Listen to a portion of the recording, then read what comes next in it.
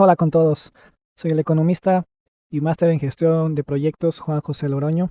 Me encuentro ahorita en United States, en Kalahari Resort. Y bueno, desde aquí vamos a dialogar un poquito acerca de la crisis del Ecuador, la crisis energética, ¿sí? ¿Cuáles son los problemas que estamos enfrentando? La falta de lluvias, a la creciente demanda de energía, ¿no? A medida que la población crece, se requiere mayor capacidad productiva energética. La carencia de mantenimiento de las centrales hidroeléctricas, la corrupción, la no diversidad en la obtención de energía, solo dependemos demasiado, nos focalizamos mucho en la generación de solo tener hidroeléctricas, ¿sí? La falta de apoyo político y mucho déficit, ¿no? El déficit se provoca también por el mal uso de los recursos. El mal uso de los recursos no ayuda a que el PIB crezca, y como el PIB no crece, no se puede pagar la deuda. Esta gráfica me encanta.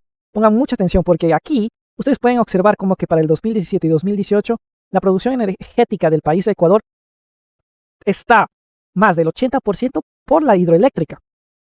Escuchen este dato. Solo Coca-Cola, Sinclair, Pauta y Sopladora aportan con 59,25% en la producción energética para 2022. Es enorme cómo las hidroeléctricas en el Ecuador aportan bastante en la obtención de energía.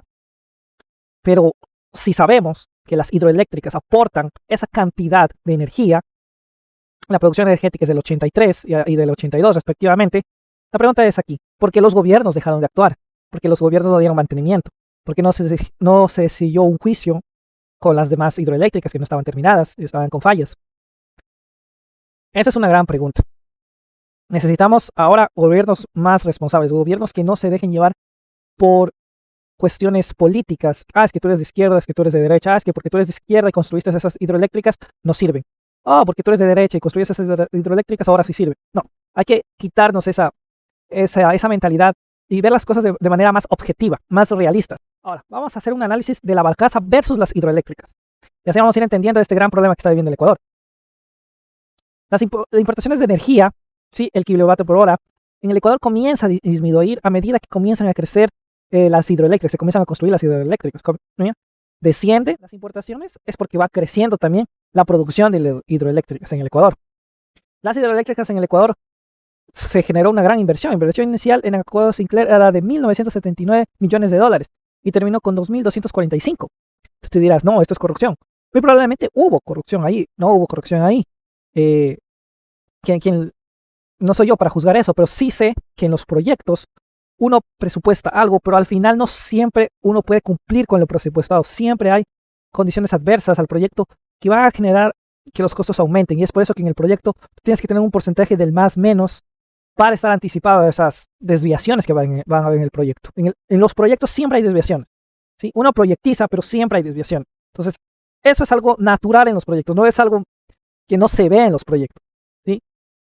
Ahora, que es algo no natural en los proyectos es la demora, ¿sí? Las demoras en los proyectos sí representa algo que representa mayor ineficaz, ¿sí? Que se hace un cálculo ahí, se hace un cálculo estadístico y se busca la media para ver cuál es el punto exacto en donde termina todo esto. Entonces, y todo eso lleva un presupuesto también. Entonces, este tipo de cosas que la inversión inicial termina con la inversión final mayor o menor, eso es algo regular en los proyectos.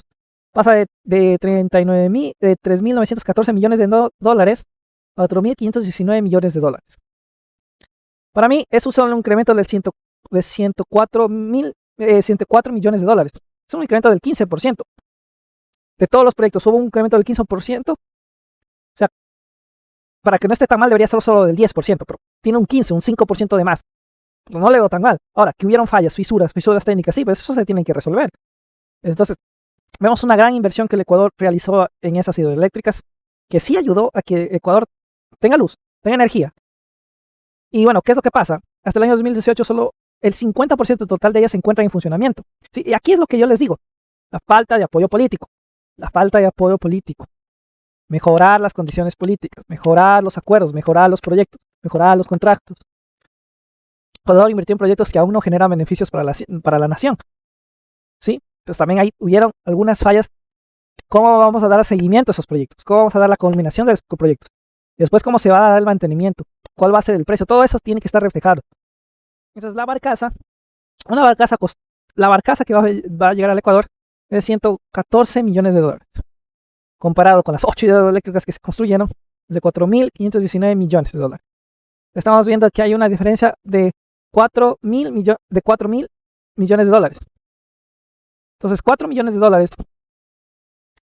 ese dinero hubiera servido para darle mantenimiento a las hidroeléctricas, no solo darle mantenimiento a las hidroeléctricas, sino también diversificar el cómo se obtiene la energía. Entonces, si hubiéramos invertido las cantidades necesarias, el costo de la barcaza para el mantenimiento, reconstrucción de las hidroeléctricas y la diversificación de energía eléctrica, el país no hubiera gastado dinero en la barcaza, la probabilidad de apagones hubiera sido menor y el Ecuador no tendría que haber incrementado su importación de energía. Y la hidroeléctrica sin funcionamiento no es factible para el Ecuador, por lo que se debe realizar mejor el acta de constitución para la elaboración de proyectos. Se debe hacer un continuo seguimiento de las fallas en los contratos, el sobrecosto, la corrupción y todo lo que involucró el desafío de hacer las hidroeléctricas. Entonces, no. Sigamos. Miren, la barcaza de generación eléctrica que llegó al Ecuador hasta será aproximadamente el 3% de la demanda nacional.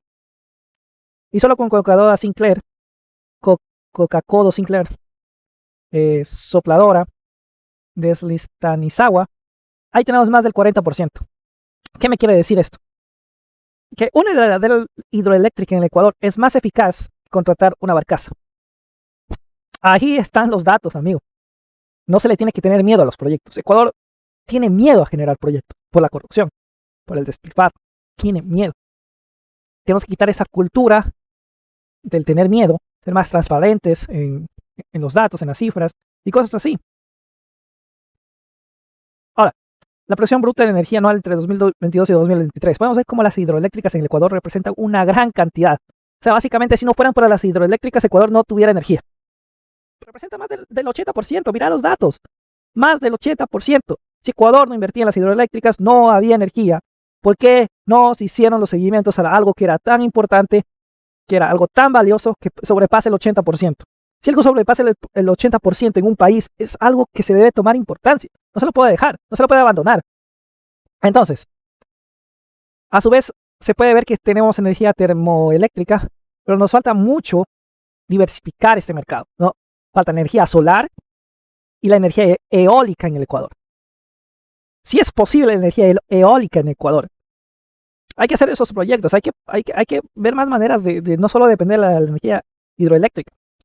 Se debieron también hacer abastecimientos de agua, ¿no? Construcciones, unas montañas donde se almacena una gran cantidad de agua, gran cantidad de lluvia, ¿sí? Y en momento de sequía esas cosas se abren y caen.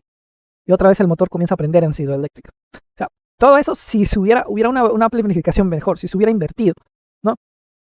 Entonces hay que ver las cosas, ¿no? Hay que entender que el problema radica cuando se deja de lado esas cuestiones, ¿no?